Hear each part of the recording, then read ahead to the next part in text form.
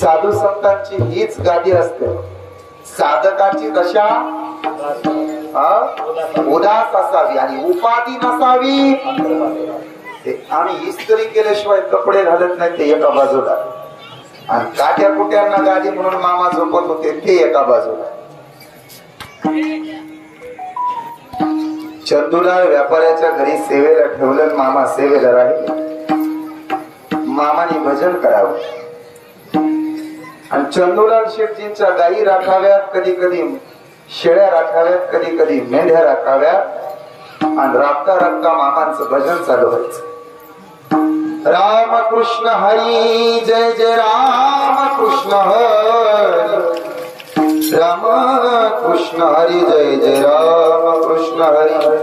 दिवसभर मेंढ्या चालाव्यात आणि संध्याकाळी वापस. चंदूलाल शेठजींची पत्नी अर्थात ताट मामांच्या जवळच घ्यायची आणि थोडक्या थाळीत मामांना जेवायला वाढायचे. मामा जेवायला बसायचे. वदनी कवळ घेता नाम श्री हरीचे. आपल्या वणी नव्हतं, चपाती वाटली तर हाणायला चालू. आणि आमटी तरी येऊ देतो म्हणला, पाण्यात बुडवून खातो पण दम निघत नाही. आता एकादशी सोडताना उद्या अनुभव येईल तुम्हाला. बायको जेवायला वाढते तवर त्याला दम निघत नाही.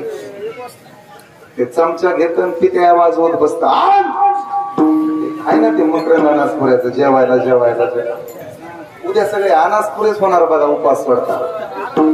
पण ऐका, मामानी वदनी कवळ घेता म्हटले आणि रामकृष्ण हरीचं भजन चालू झालं.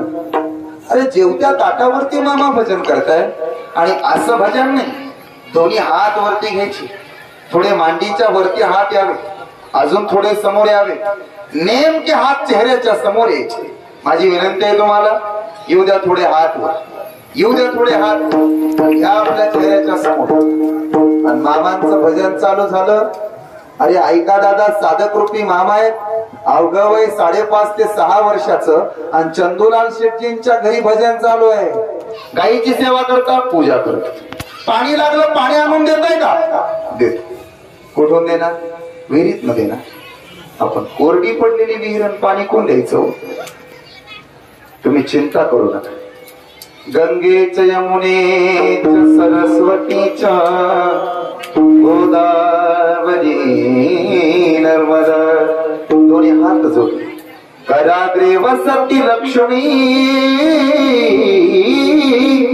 दोन्ही हाताला विनंती केली. हाताला, या हाताने गोसाव्यांना पाणी पाजायचे माझ्यावरती तयार करा. आणि उतरले मामा कोरड्या विहिरीमध्ये.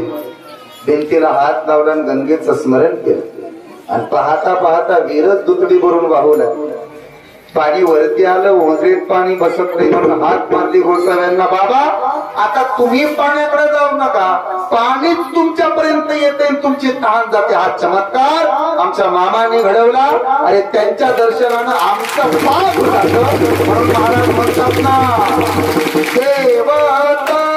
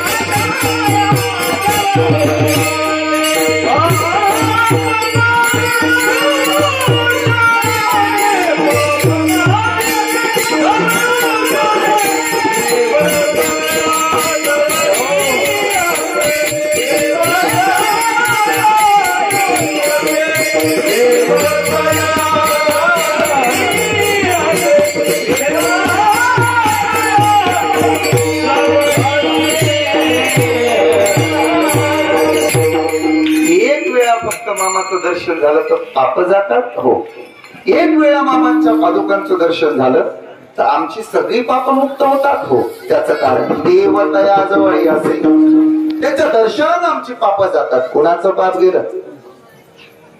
शंकर भोसले धावत धावत आला आणि मामांचे पाय पकडले. मामा दावणीला म्हैस आहे, बर मग उपाय केले पण म्हशीचं दूध निघत नाही, करावं तरी काय?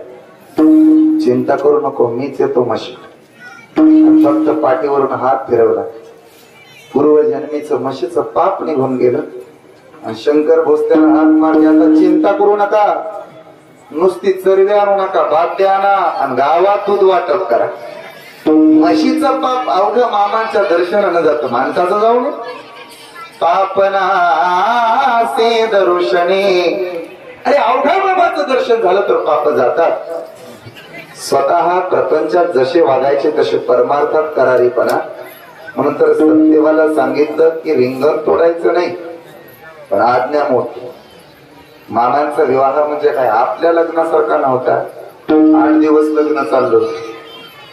आता आपलं लग्न म्हणजे सकाळी रामधूम, दुपारी टामटूम, संध्याकाळी आपलं एका दिवसाचं लग्न. मामांचं लग्न म्हणजे सोहळा होता. जसा पंढरपूरला देवाच्या लग्नाचा सोहळा तुम्ही करता ना, आम्ही म्हणतो पंढरपुरातली लोक आहे म्हणतो. राजा भीमकाच्या होत्या 9 जणी कन्या, रुक्मिणी उपवर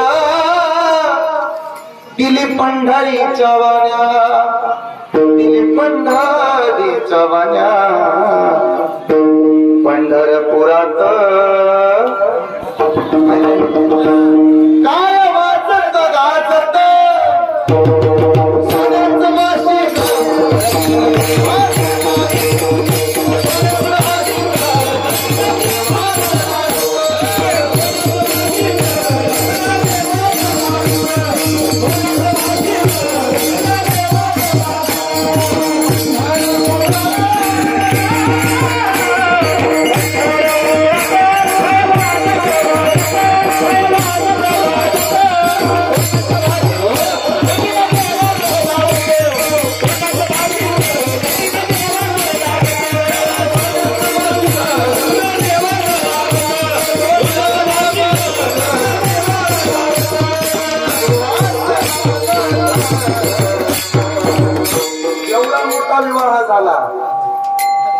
पण विठले मान प्रपंचापासून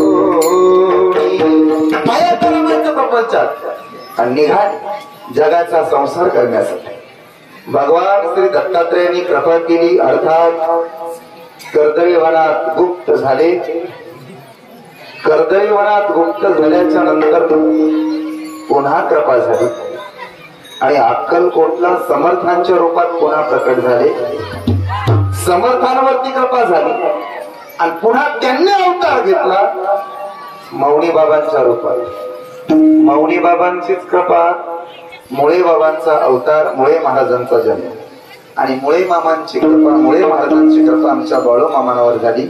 तेव्हापासून गुरु शिष्याची जोडी महाराष्ट्र, कर्नाटक, तामिळनाडू राज्यात फिरायला लागली आणि जनसामान्यांचे प्रश्न सोडवायला लागली. एखादा जर पुढे आला तर कधी कधी क्रोधानं मामा त्याला एवढ्या अशा भाषेत सांगायचे की परत पाप करायला तो घाबरायचा. अरे एकदा सेवा करता करता, मेंढ्यांची सेवा करता करता, राजा नावाच्या घोड्याची सेवा करता करता साधकाला झोप लागली तर नाग रूपात जन्माला आले, अवतार घेतला आणि त्याला सेवेमध्ये खंड पडू देऊ नको सांगितलं. अजूनही मामांच्या पत्र्यांमध्ये सेवेला अंतर पडत असेल तर अजूनही नाग रूपानं मामा दर्शन देतात.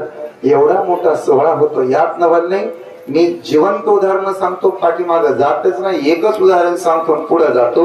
मी जास्त लांबचं सांगत नाही. माझा गाव, माझा तालुका, जिल्हा आपला हा एकच. सोलापूर जिल्ह्यातलं शेवटचं गाव आमचं नातेपुते. नातेपुतेच्या शेजारी इंदापूर तालुका. इंदापूर तालुक्यातच एकदा माझं कीर्तन होतं आणि अमोल महाराज आज माझ्या साथीला. अमोल महाराजांचंच गाव.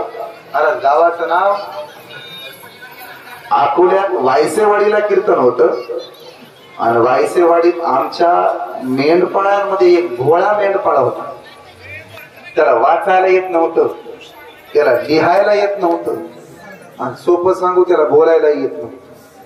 ते बोलायला लागलं म्हणजे काहीतरी वेगळंच बोलायचे. घडलेलं आहे मागच्या 2-3 महिने झाले का हो. आम्ही दोघच होतो कीर्तनाला, मामांच्या तळावर कीर्तन झालं. त्याच रात्री ते आमच्या भोळ्या महादेवाला, महादाच म्हणायचे त्याला, त्या भोळ्या महादेवाला स्वप्न पडलं. आणि स्वप्नात दृष्टांतात बाळू मामा आले आणि सांगितलं, दादा अरे तुझी लेक शिंगणापुरातल्या पायऱ्यावरती झोपलेलं, तिला उचलून आले. शिखर शिंगणापूर नावाचं शहर आमच्या जवळ आहे, देवस्थान आहे, तीर्थक्षेत्र आहे. आणि तो आमचा भोळा भाविक उठला हो. आणि रात्रीच्या 12:30 वाजता निघाला. पडत्या पावसात मामानच गाडी लावून दिली काय कुणास ठाऊक. गाडीवाला जवळ आला आणि बसा म्हणला गाडीवर. हे गाडीवर बसले आणि शिंगणापुरात गेले. आणि पायरीवरती अवघ जन्माला आलेलं 5 दिवसाचं लहान लेकरू, लहान लेक ती सापडली. उचलून आले आणि परत आमच्या ठेप्यावरती, परत पालखी तळावरती आले. त्या लेकराला बघायला 4 दिवस गर्दी होत होती. आम्हाला 2 पोलीस बोलावं लागली, माणसं पांगवावी लागली. हा चमत्कार अजूनही मामांचा घडतो. अरे त्याचं कारण आहे